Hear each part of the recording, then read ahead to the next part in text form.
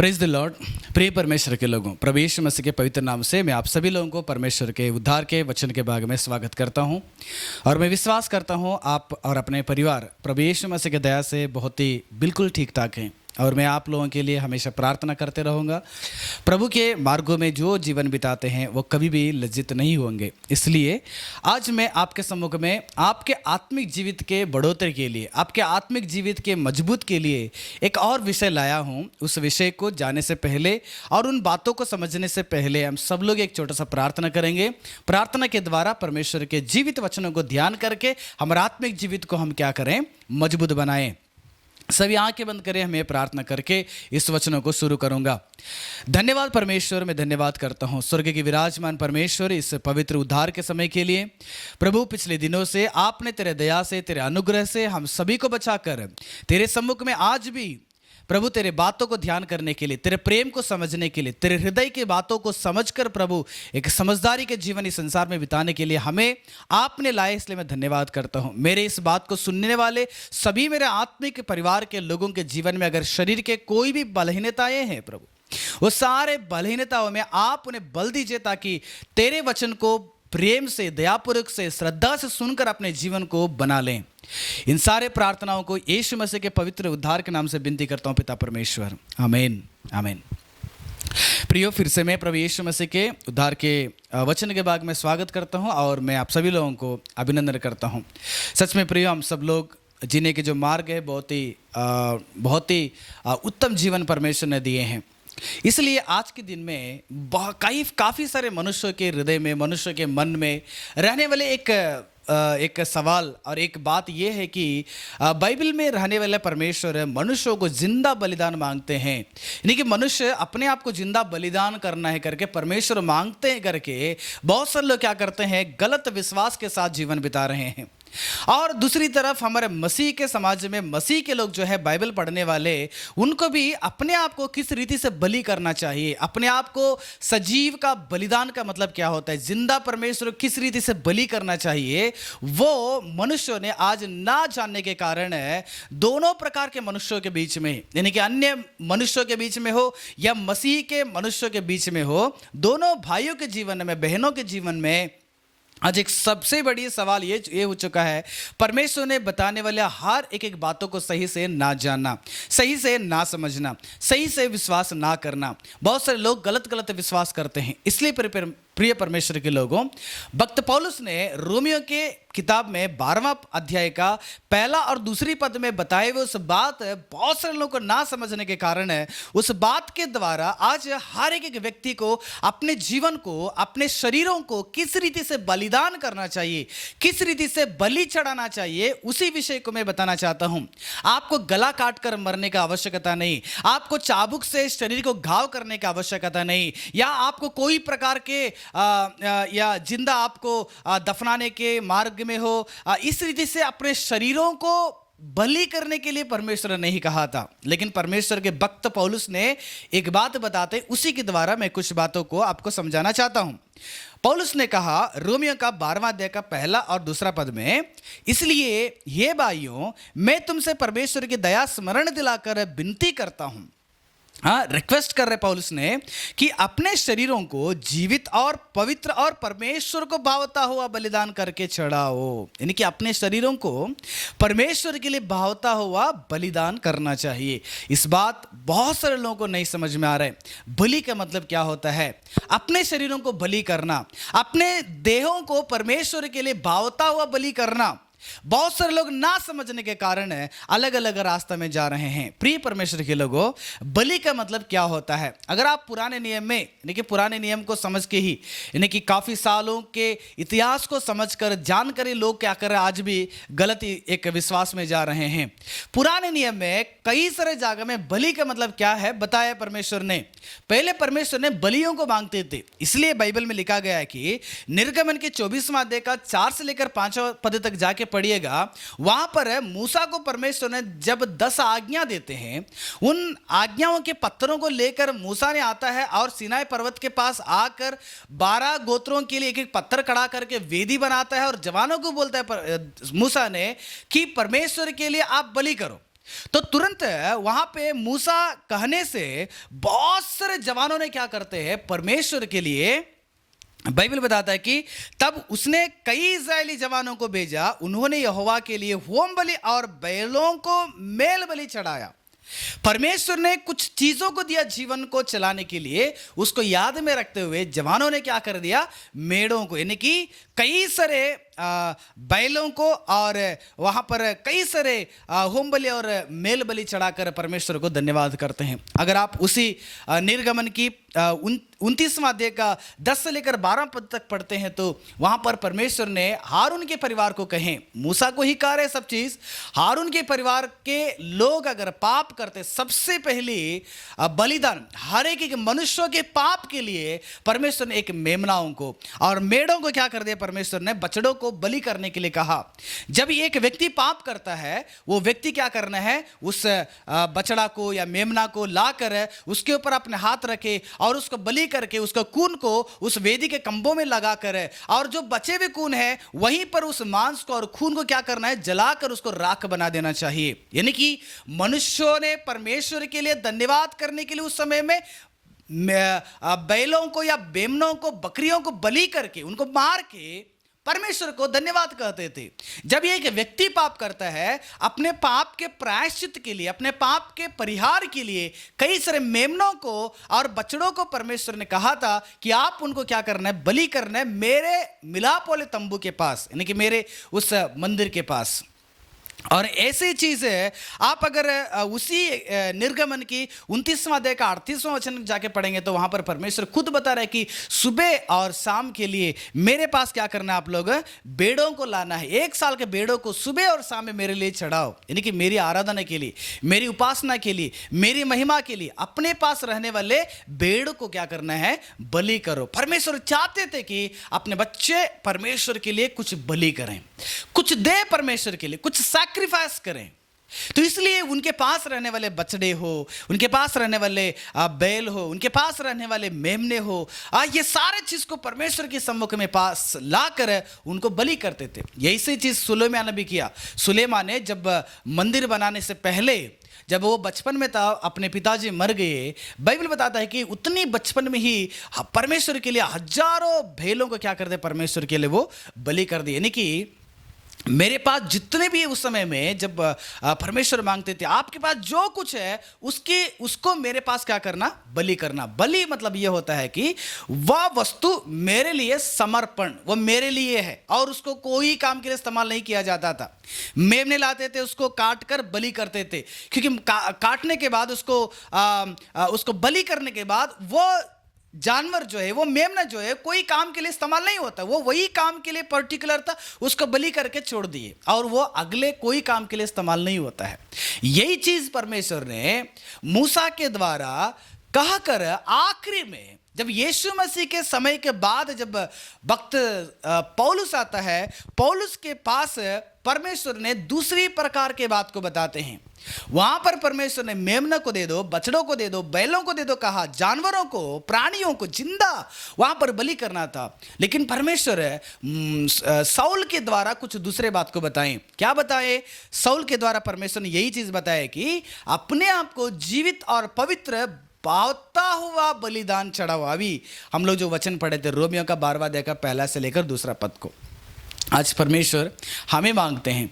परमेश्वर आज हमको मांग रहे हैं कि आप मेरे लिए बलि हो जाओ, आप मेरे लिए कुर्बान हो जाओ, आप मेरे लिए अपने आप को समर्पित करो। आप जिस रीति से उन दिनों में मेमनों को, बकरियों को चढ़ाया जाता था, वैसे आप अपने आप को परमेश्वर के लिए बलिदान चढ़ाना चाहिए। इसलिए बहुत सारे लोग नहीं समझ पा रहे हैं कि मुझे अपने आप को बलिदान करने का मतलब क्या होता है ना। बहुत सारे लोग सोचे हैं कि चलो वर्शिप करेंगे, वर्शिप ही केवल क्या है, परमेश्वर के लिए बलिदान है, वर्शिप करते रहेंगे, है ना। बहुत सारे लोग सोचे कि वही एक रास्ता है। अधिकतर मसीह के समाज में देखिएगा, मैं बता रहा हूँ, वर्शिप उस परमेश्वर के लिए बलिदान कर रहे हैं, लेकिन वो 1% है।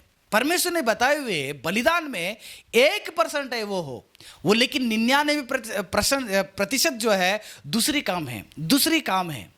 उसको मेरे देह को किस रीति से बलिदान करूं। आप सभी लोग परमेश्वर के लिए तुम्हारे देह को, तुम्हारे शरीर को परमेश्वर के लिए बलिदान करने हैं। तो मैं 7 चीजें बताकर खत्म करूंगा। सबसे पहले परमेश्वर को अपने आप को जीविता यानी कि जीवित बलिदान किस रीति से करना चाहिए, आप मेरे साथ पढ़िएगा।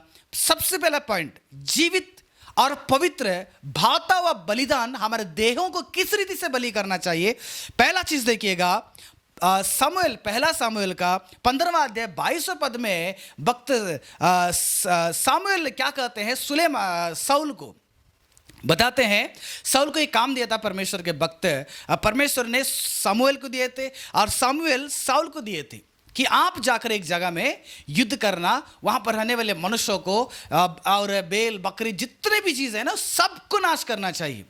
यही परमेश्वर ने आज्ञा दिया था सामुएल को। ये सामुएल को कहा परमेश्वर ने साउल को कहने के लिए, क्योंकि साउल उस समय में राजा था। सामुएल ने जाकर साउल को कहते हैं, साउल तुम जाओ एक जगह में जाकर, वहां पर मनुष्य है या कोई भी प्रकार के जानवर प्राणी संपत्ति जितने भी है सबको मार के खत्म कर डालो, वहां पर कुछ भी नहीं रहना चाहिए। यह परमेश्वर की आज्ञा था। लेकिन साउल ने तो चला गया, जाकर मनुष्यों को नाश कर दिया, वहां पर धन संपत्ति और जितने भी खेत जितने भी था सबको नाश कर दिया। लेकिन दष्ट पुष्ट कई सारे जानवरों को परमेश्वर के लिए बलि चढ़ाने के लिए वो लेके आया, क्योंकि उसके दिमाग में यह था, साउल के मन में, कि परमेश्वर को जानवरों को बलि करेंगे बहुत संतुष्ट हो जाते हैं, क्योंकि वही तो मांगते थे परमेश्वर। लेकिन यह चीज जैसे सामुएल को पता चला, सामुएल ने आकर सुलेमान के पास साउल के पास एक बात को कहते हैं। वही बात है पहला सामुएल का 15 अध्याय का 22वें पद में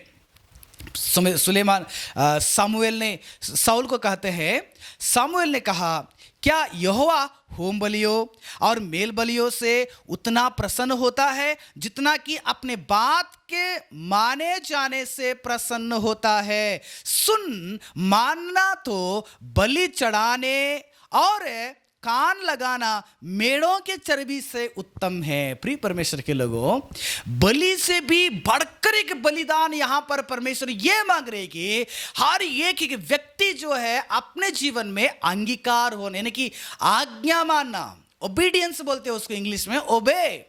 परमेश्वर के हर बात के लिए हमें ओबे होना चाहिए। एक व्यक्ति के जीवन में, मसीही लोगों के जीवन में एक ओबीडियंस आना चाहिए, आज्ञाकारी होकर जीवन बिताने का एक सोच हर एक मसीह के अंदर आना चाहिए। परमेश्वर बता रहा है कि अगर तुम्हारे देह को परमेश्वर के लिए अगर भावता हुआ बलिदान चढ़ाना चाहिए तो सबसे पहले तुम्हारे जीवन में आप एक आज्ञाकारी व्यक्ति बन जाओ, आज्ञाकारी व्यक्ति बन जाओ।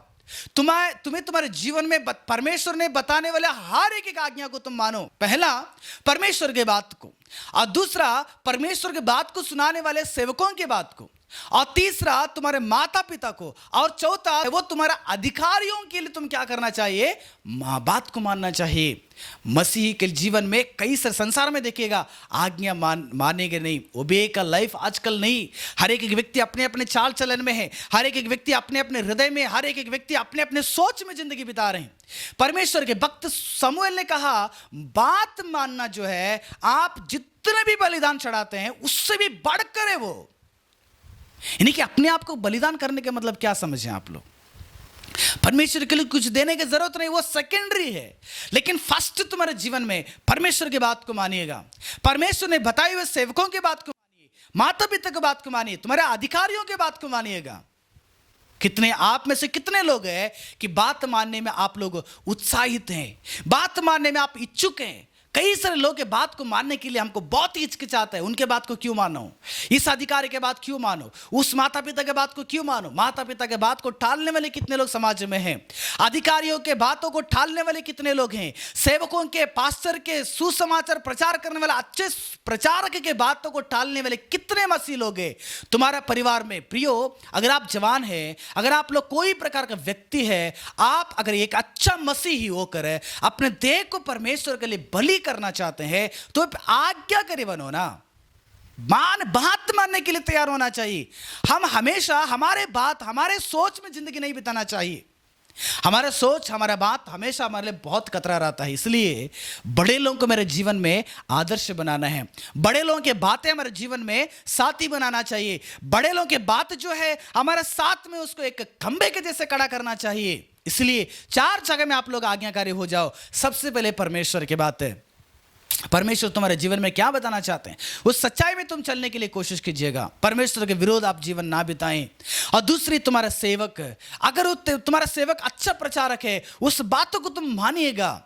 और तीसरा, तुम्हारा माता पिता जो प्रभु में होकर तुम्हें चलाने के लिए चाहते हैं, जो प्रभु के रास्ते में होकर, कितने माता पिता है मेरे पास फोन करते हैं, ब्रदर मैं मेरा बेटा को अच्छी चीज को सिखाना चाहता हूं, मैं मेरा बेटा को बाइबल पढ़ने, मेरा बेटा को अच्छे पढ़ाई करने, मेरा बेटा को प्रार्थना करने, मेरा बेटा को संडे आराधना में जाने, मेरा बेटा को यूथ फेलोशिप में जाने, हर एक चीज को अच्छी अच्छी चीजों को बताता हूं, लेकिन मेरा बेटा मेरा बेटी उसको क्यों इतना कठिन मानते हैं। प्रियो, अगर आप अनाज्ञाकारी होते हैं, अगर तुम्हारा माता पिता का बात को नहीं मान रहे, तुम्हारे सेवकों के बात को नहीं मान रहे, तुम्हारे अधिकारियों के बात को नहीं मान रहे, या तुम्हें जिलाने वाले जीवित परमेश्वर के आज्ञा को ना मान रहे हैं, इसका मतलब यह है कि तुम अपने आप को बलि नहीं कर रहे हैं, आप ढोंगी मसीह हैं। आप खाली बर्तन है, आपका जीवन खाली बर्तन, कोई फायदा नहीं होता है।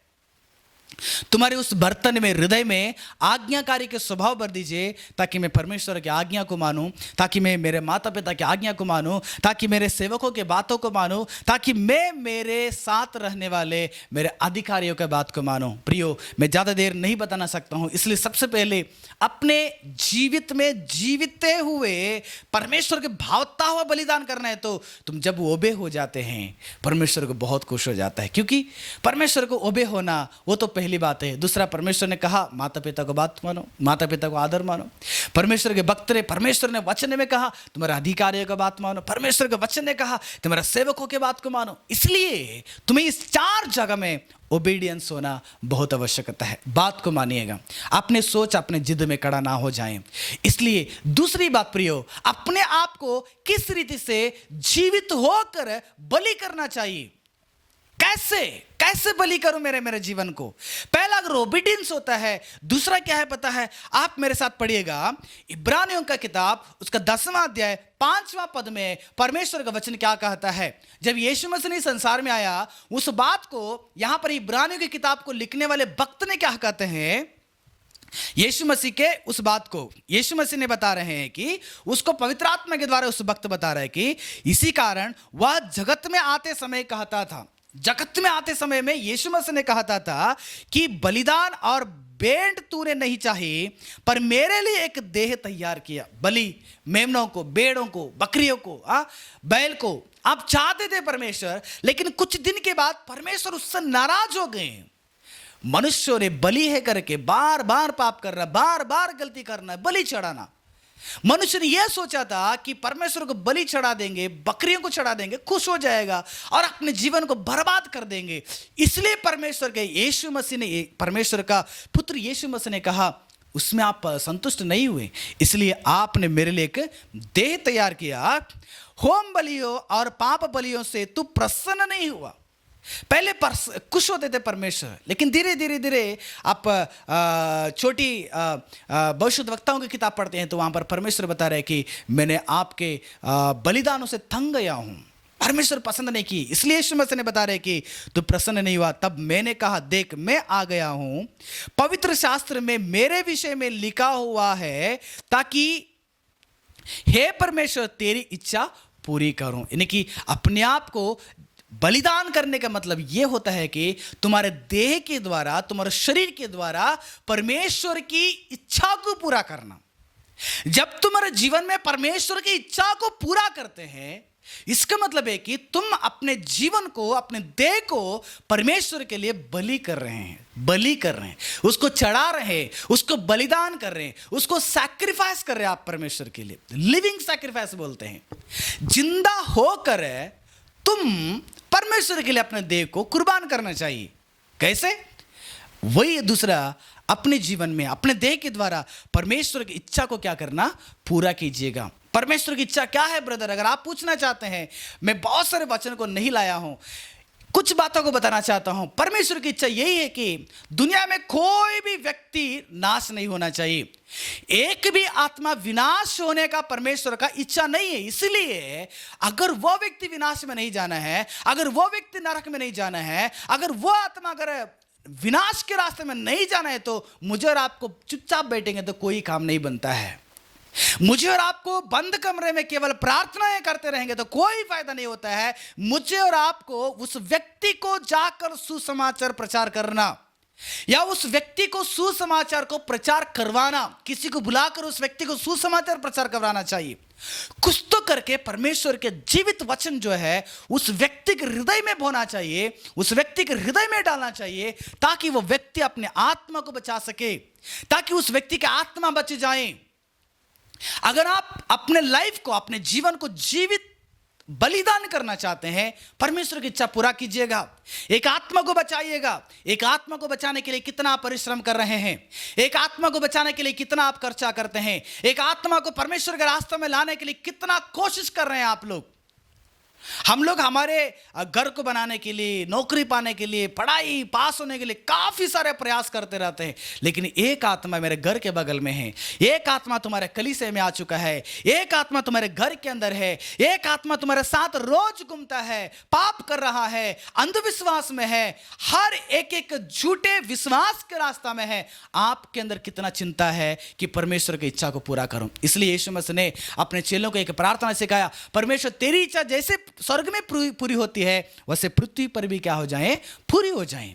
स्वर्ग में पृथ्वी परमेश्वर की इच्छा पूरा हो रहा है, ताकि स्वर्गदूतों ने 24 घंटा परमेश्वर को ताकते रहते हैं। और परमेश्वर के लिए एक संदेश अगर परमेश्वर ने कहा, जाओ गब्रिएल तुम मरियम के पास चले जाओ, तुरंत गब्रिएल ने मरियम के पास आया।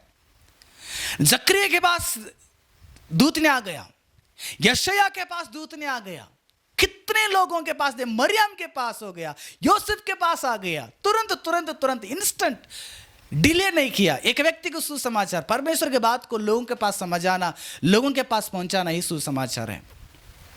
और वो जो सुसमाचार एक व्यक्ति को बचाता है, मरियम को उस दिन बचाया, हिम्मत दिया, यूसुफ के सोच को बदल डाला, जकरिया के जीवन को हिम्मत दिया, और जकरिया का पत्नी के जीवन में बहुत ही हार गए थे जीवन में कि हम बूढ़े हो गए, कुछ होने वाला नहीं है। लेकिन ऐसे लोगों को परमेश्वर के दूत ने आकर सुसमाचार प्रचार किया। देखिए कितनी अच्छी सुसमाचार है। आज तुम्हारे अगल बगल के समाज में, घर पे, रिश्तेदारों में अगर दिल टूटा हुआ है, दुख में है, दर्द में है, अगर वो अंधविश्वास में, पहुंचाइए सुसमाचार को, या आप सुसमाचार को पहुंचाने के लिए व्यवस्था कीजिएगा, क्योंकि उसी में परमेश्वर की इच्छा छिपा हुआ है। और दूसरी बात मैं याद दिलाना चाहता हूं, परमेश्वर की इच्छा क्या है? जैसे परमेश्वर ने पवित्र है वैसे मैं भी क्या हो जाऊं, पवित्र हो जाऊं। यही परमेश्वर की इच्छा है ना।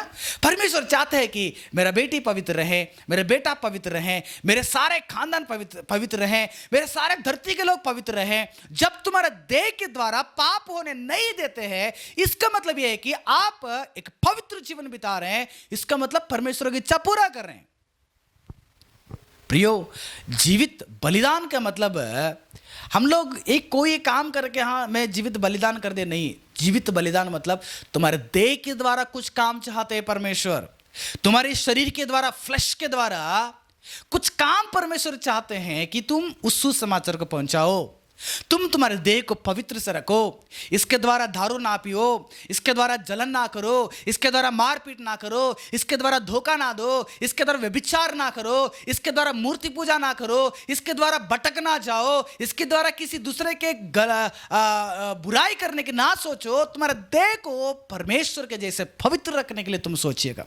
इसलिए यीशु मसीह ने अपने देह को पवित्र से रखा। अपने देह के द्वारा हर गांव गांव में जाकर यीशु मसीह सुसमाचार प्रचार किया, ताकि एक नया सुसमाचार इस संसार में तैयार हो जाए, जो मनुष्य के उद्धार के लिए, जो मनुष्य के रक्षा के लिए।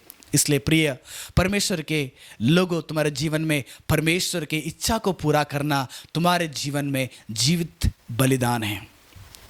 तीसरा प्रियो, जीवित बलिदान का मतलब क्या होता है? तीसरा मेरे साथ पढ़िएगा, भजन संहिता का 50वां अध्याय का 23वां पद में देखिएगा। वहां पर ऐसे लिखा गया है कि धन्यवाद के बलिदान का चढ़ाने वाला मेरी महिमा करता है। धन्यवाद का बलिदान, धन्यवाद का बलिदान, यही एक चीज को आज हमारा समाज के लोग कर रहे हैं, हमारा मसीह के लोग कर रहे हैं, है ना। कलीसिया में जाकर है ना। मतलब बहुत सारी चीज़ें हैं, लेकिन मनुष्यों के विश्वासी को सोच में इतना ही है कि जब मैं प्रार्थना करूंगा उतना ही परमेश्वर के लिए बलिदान है, यही है। और अधिकतर कलीसिया में देखिएगा, मैं बहुत सारे कलीसिया को देखा हूँ, सभी कलीसिया नहीं है, कुछ कलीसिया ऐसे है कि कलीसिया के अंदर घुसेंगे तो 99% केवल वर्शिप होता है, यानी कि आराधना, गाना गाना, गीत गाना, वही नाचना कूदना, हाथ यही होते रहता है। लेकिन वहाँ पर परमेश्वर की इच्छा, जो आत्मा को बचाने के जो सुसमाचार है, अधिकतर नहीं होता है। और जो आज्ञाकारी बात मानने का कोई विश्वास ही नहीं रहते हैं, है ना। इसलिए मैं इस बात को मैंने आपको बता रहा हूं कि परमेश्वर को जीवित बलिदान का मतलब वो होता है कि पहले तुम आज्ञा मानो, दूसरा तुम्हारे जीवन में परमेश्वर की इच्छा को पूरा करो, और तीसरा तुम्हारे जीवन में धन्यवाद के बलि चढ़ाना। धन्यवाद का बलि परमेश्वर के सम्मुख में जाकर, परमेश्वर ने तुम्हारे जीवन में जो कुछ भी किया है ना, उसको धन्यवाद का बलि चढ़ाइएगा। प्रभु आपने मुझे जिलाया है, हम आज तक हम खुड़खुड़ाते रहते हैं, प्रभु मुझे वो नहीं किया, ये नहीं किया, वो प्रार्थना सफल नहीं हुआ, ये प्रार्थना सफल नहीं हुआ। हम लोग उदास होकर हमेशा बैठे रहते हैं। लेकिन बाइबल ने बताता है कि परमेश्वर ने हमारे लिए जो किया है वह अनगिनती के समान है, वह अनगिनती। उसके बारे में सोचेंगे ना हम लोग, हमारे दिमाग में बहुत सारा समझ नहीं आता, उतना काम परमेश्वर ने किया है।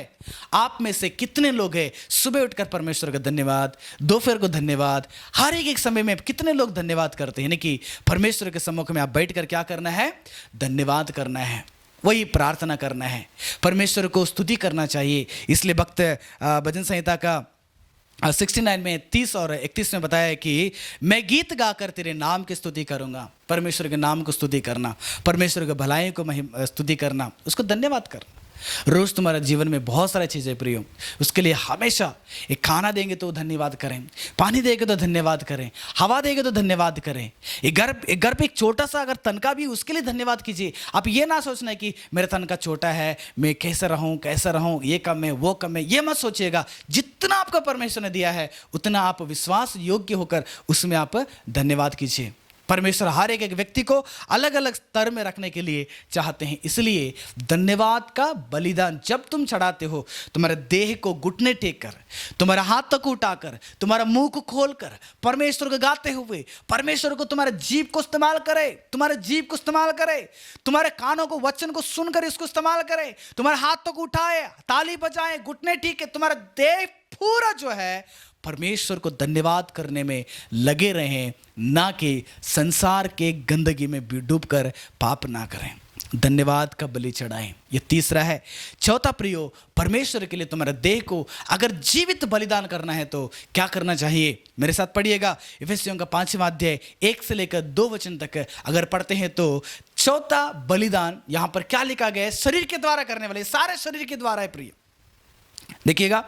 इसलिए प्रिय बालकों की नहीं, परमेश्वर के सदृश बनो और प्रेम में चलो, जैसे मसीह ने भी तुमसे प्रेम किया और हमारे लिए अपने आप को सुगंध के लिए परमेश्वर के आगे भेंट करके बलिदान कर दिया। अपने आप को बलिदान कर दिया, यीशु मसीह ने बलि किया, अपने आप को सूली पे बलि किया, अपने आप को सूली पे कुर्बान किया यीशु मसीह ने, कि मेमने की तरह। क्यों पता है? ताकि उसने मुझे प्रेम किया, ताकि तुमसे प्रेम किया। यानी कि मुझे मेरे देह के द्वारा, प्रेम के द्वारा परमेश्वर में अपने आप को बलिदान करना चाहिए।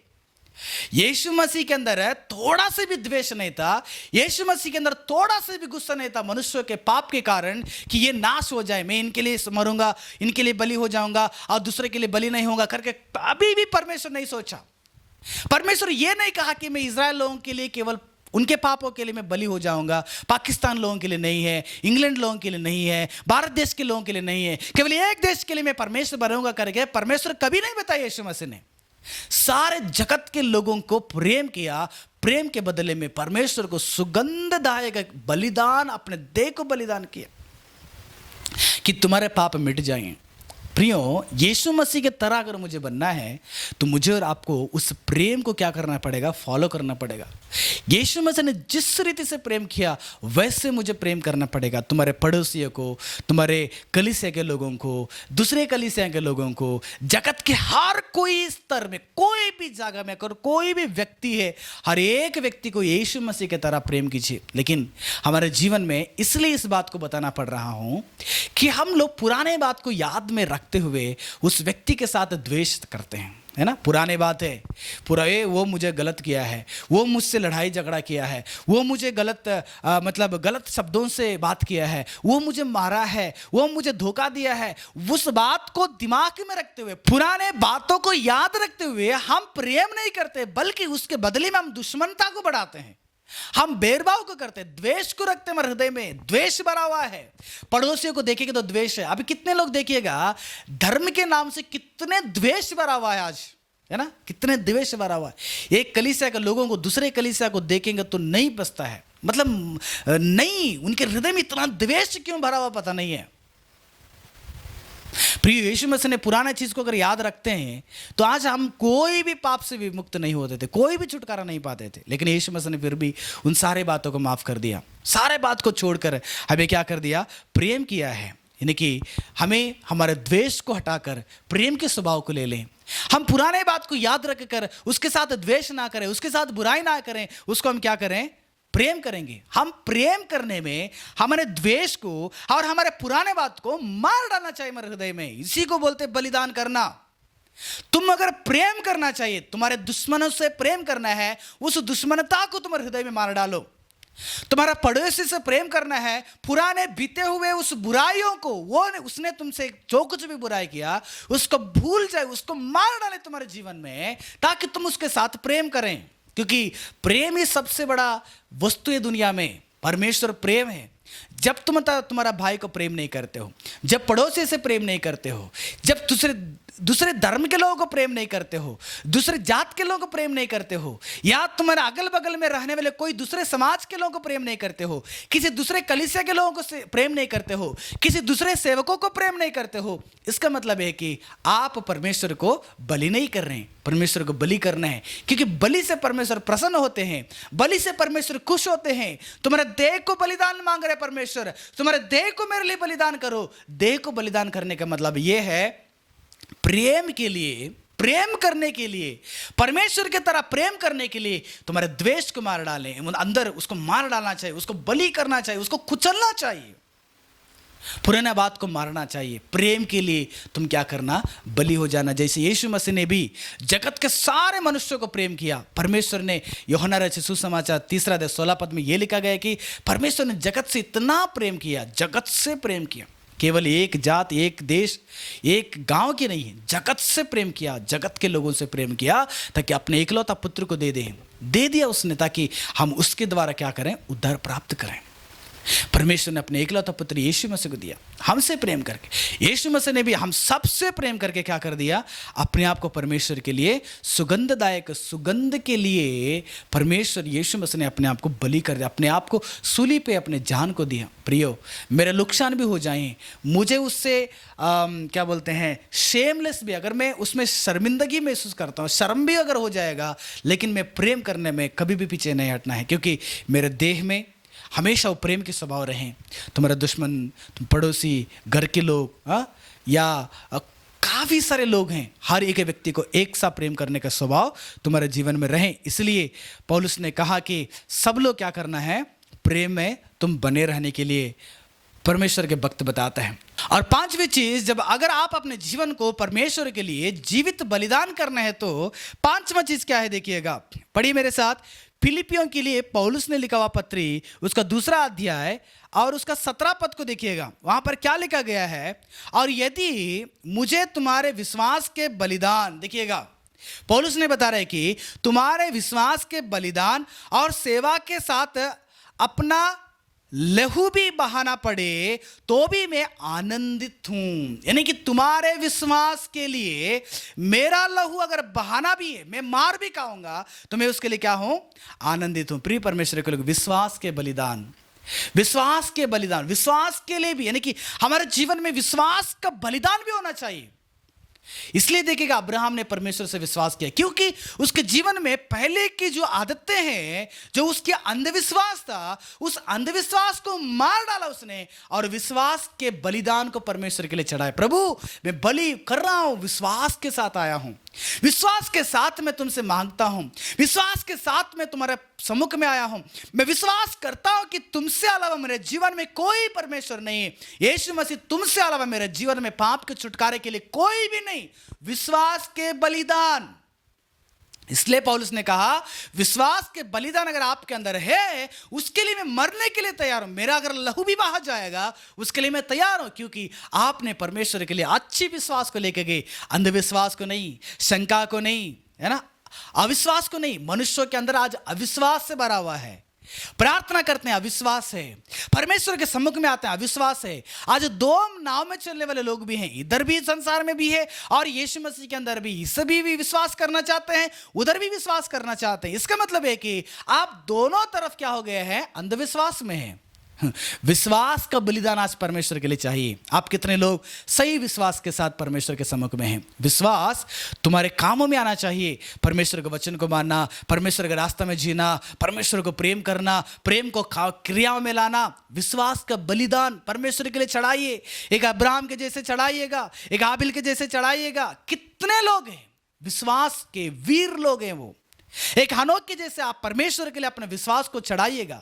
आप विश्वास के साथ परमेश्वर के लिए आने के लिए कोशिश कीजिएगा। विश्वास के बिना परमेश्वर को प्रसन्न करना, विश्वास के बिना परमेश्वर को दर्शन पाना, विश्वास के बिना आप स्वर्ग के अंदर प्रवेश करना अनहोना है। इसलिए भक्त पौलुस ने कहा था है कि तुम विश्वास के बलिदान अगर कर रहे हैं, विश्वास का बलिदान अगर आपके अंदर है, उसके लिए मैं भी लहू बहाने के लिए तैयार हूं, जैसे यीशु मसीह ने लहू बहाया। जिन लोगों ने विश्वास करने वाले हैं उन लोगों के लिए यीशु मसीह ने बलि हो गए हैं। इसलिए प्रियो, तुम्हारे जीवन में अंधविश्वास को, अविश्वास को हटाइएगा। कितने दिन तक आप अविश्वास में रहेंगे? वो प्रभु मुझे वो नहीं किया, ये नहीं किया, ऐसे हो गया, ऐसे, कितने दिन तक आपने ऐसे जीवन बिताते रहेंगे?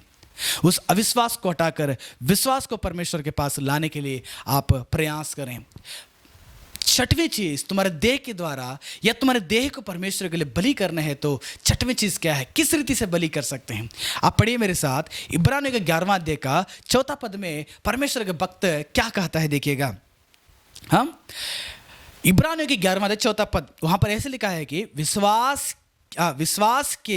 विश्वास ही से हाबिल ने कैन से उत्तम बलिदान परमेश्वर के लिए चढ़ाया। कौन? हाबिल ने कैन से भी उत्तम बलिदान किया। कि हाबिल ने ऐसे कौन सा बलिदान किया कि परमेश्वर खुश हो गए? बाइबल बताता है कि आप जाकर उत्पत्ति के 4 अध्याय पढ़िएगा, परमेश्वर का वचन बताता है कि परमेश्वर हाबिल को और हाबिल के बेंट को पसंद किए। हाबिल को परमेश्वर ने पहला पसंद किया कि हाबिल के देह जो है, हाबिल जो अपने देह को परमेश्वर के लिए इतना पवित्र रखा, इतने समर्पित किया कि ये देह के द्वारा प्रभु केवल तुम्हारा काम पूरा होना चाहिए।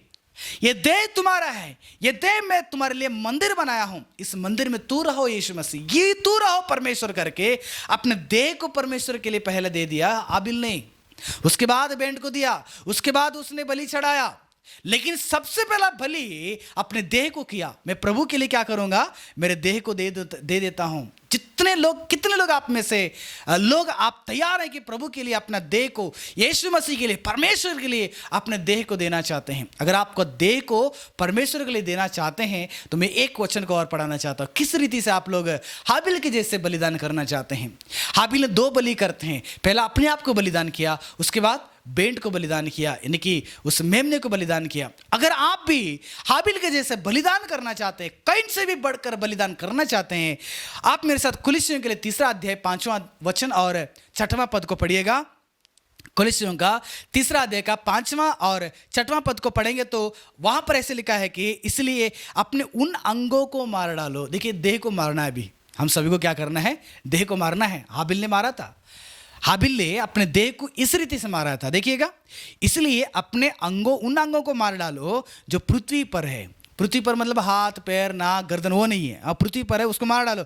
अर्थात व्यभिचार के अंग, यानी कि वो सोच तुम्हारे देह के अंदर है, वो सोच को, अशुद्धता को, दुष्कामनाता को, बुरी लालसा को और लोभ को, जो मूर्ति पूजा के बराबर है, ये सारे चीज को क्या करना पड़ेगा? आप पे मार डालना चाहिए, क्योंकि इससे परमेश्वर का बैर पड़ता है। परमेश्वर इससे प्रसन्न नहीं होते। ये सारा चीज जो तुम्हारे हृदय के अंदर, तुम्हारे देह के अंदर रहेगा, वो जो अंदर है वही चीज आपके शरीर के द्वारा करवाता है। अगर आपके अंदर लालच है, तुम्हारा आंखों को इस्तेमाल करेगा, वो लालच भरा हुआ आंख जो है तुम्हें पाप में फंसाएगा। बुराई चीज अगर तुम्हारे अंदर है, तुम्हारे हाथों से बुराई काम करने के लिए सोचेगा, बुराई के काम मार्गों में जाने के लिए तुम्हारे वो सोच क्या करेगा? चलाएगा। इसलिए परमेश्वर का वचन बताता है कि उन अंगों को मार डालो, तुम्हारे जीवन में, तुम्हारे हृदय के अंदर है।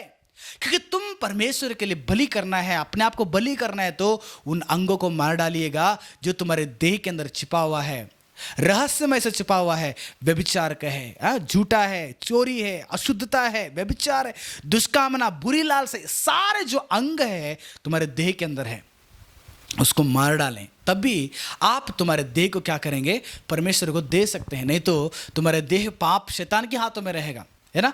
जैसे आप लोग वो नया नियम में सुसमाचार के पत्रियों में पढ़ते हैं, सुसमाचार के किताबों में पढ़ते हैं कि कई सारे लोगों को शैतान ने क्या कर दिया? बांध के रखा था।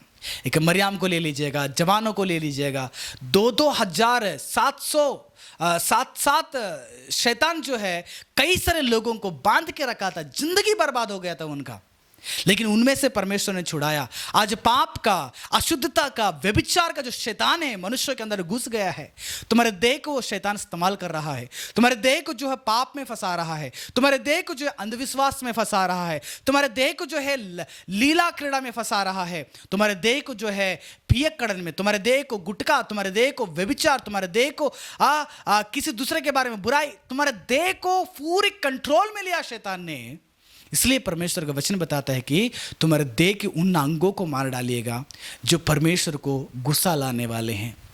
अगर आप हाबिल के जैसे, हाबिल इसलिए देखिएगा अपने देह के अंदर रहने वाले उन पापों को मार डाला उसने, इसलिए परमेश्वर ने हाबिल के देह के द्वारा हाबिल को पसंद किया और हाबिल के बेंट को पसंद किया। कैन को पसंद नहीं किया और कैन के बेंट को परमेश्वर पसंद नहीं किया।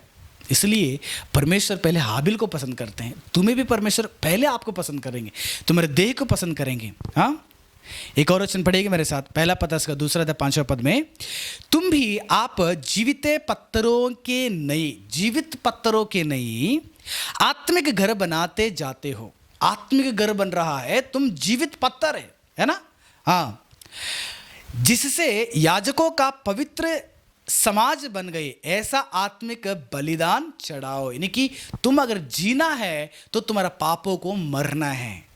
तुम्हारा देह अगर जीना है परमेश्वर के लिए तो तुम्हारा पाप के स्वभाव मरना चाहिए। इसलिए प्रिय परमेश्वर के लोगों, तुम्हारे जीवन में परमेश्वर के लिए जीवित बलिदान करने का मतलब यह है तुम अपने देह को परमेश्वर के लिए चढ़ाओ, यानी कि पाप को अंदर मार डालिएगा। जो पाप के अंदर है ना, पाप जो तुम्हारे देह के अंदर पाप भरा हुआ है, उसको हटाकर उसको परमेश्वर के स्वभाव को डालिए, ताकि देह जो है परमेश्वर के लिए मंदिर बन जाए। 7वीं चीज, अगर तुम्हारे जीवन में परमेश्वर के लिए अपने आप को जीवित बलिदान करना चाहते हैं, 7वीं चीज आप मेरे साथ इब्रानियों का 13वां अध्याय 16 पद को पढ़िएगा।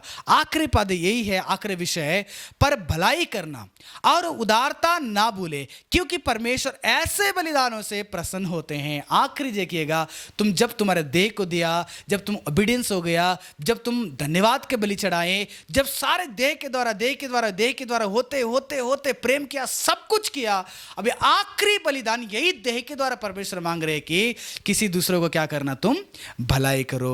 किसी दूसरे को तुम क्या करना, उदारता से दे दो। तुम्हारे पास जो कुछ है उसको दे दो, अगर नहीं उसको सहायता करो, उसको सपोर्ट करो, क्योंकि यह परमेश्वर के सम्मुख में परमेश्वर के लिए बलिदान है। यह भी एक बलि है। अगर तेरे पास 100 रुपए है, 10 रुपए है, 15 रुपए है, कुछ भी है, एक सिक्का है, एक सिक्का को विधवा ने परमेश्वर के लिए दे दी। परमेश्वर के लिए वो सबसे बड़ी बलिदान था, इसने सबसे ज्यादा डाल दिया है। कई सारे लोगों ने कई सारे करोड़ों लाखों रुपए लाकर डाले, लेकिन उस विधवा ने एक ही सिक्का डाली थी, अपने जीवन उसमें भरा हुआ था। ऐसे तुम्हारे पास परमेश्वर बड़ी बड़ी दान को नहीं मांग रहे, बड़ी बड़ी सहायता को नहीं मांग रहे। छोटा सा सहायता अगर आपसे जितना होता है उतनी भी अगर आप सहायता कर रहे हैं तो इससे भी परमेश्वर बहुत खुश हो जाते हैं, क्योंकि ये भी तुम्हारे देह के द्वारा किया जाना चाहिए। आप लूका रचित सुसमाचार में जाके पढ़िएगा, एक व्यक्ति व्यापारी क्या कर रहा था, जा रहा था, उसको अधमरा मार के लोगों ने छोड़ के चला गए थे। एक फरीसी आ गए, याजक आ गया, सब लोग आकर चला गए, लेकिन एक सामरी स्त्री जो है वो आया, उसके घावों को देखा, उसको पोंछ के दाकर से लगाकर उसको चात्र में लेके जाता है, इलाज मतलब उसको अच्छे पहले ट्रीटमेंट दिया। आप सबसे पहले उसके पास जो कुछ भी सामान है उससे किया, प्रेम किया।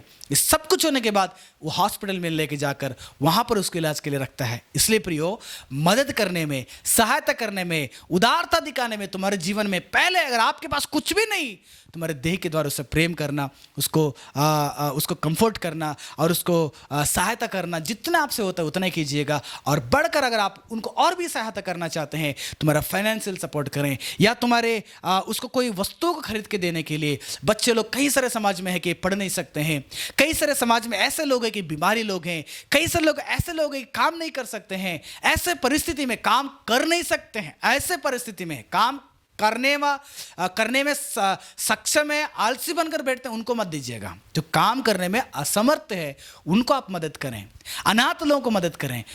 कई सारे ऐसे लोग समाज में आपको मिलते हैं, ऐसे लोगों को दे दीजिएगा, ऐसे लोगों को सहायता कीजिए, ऐसे लोगों को प्रेम कीजिए, आप उनको भलाई कीजिएगा, बुराई ना करें। क्योंकि परमेश्वर बता रहा है कि जब तुम्हारे देह के द्वारा भलाई करते हो, तुम्हारे देह के द्वारा उदारता को नहीं भूलते, उदारता को करते हो, सहायता करते हो, यही परमेश्वर के लिए क्या है, बलिदान है। इससे परमेश्वर प्रसन्न होते हैं।